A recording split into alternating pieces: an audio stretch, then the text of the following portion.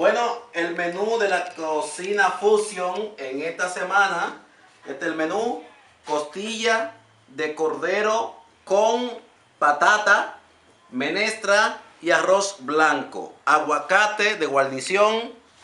Aquí está, mira ahí cámara. Esta es la patata o papa. Ahí está la costillita, bien sabrosa. La colocamos, la costilla.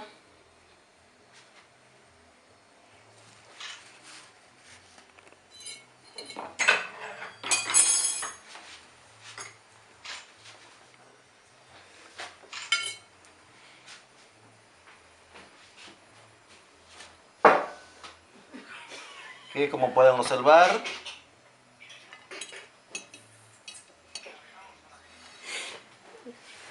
ahora corta.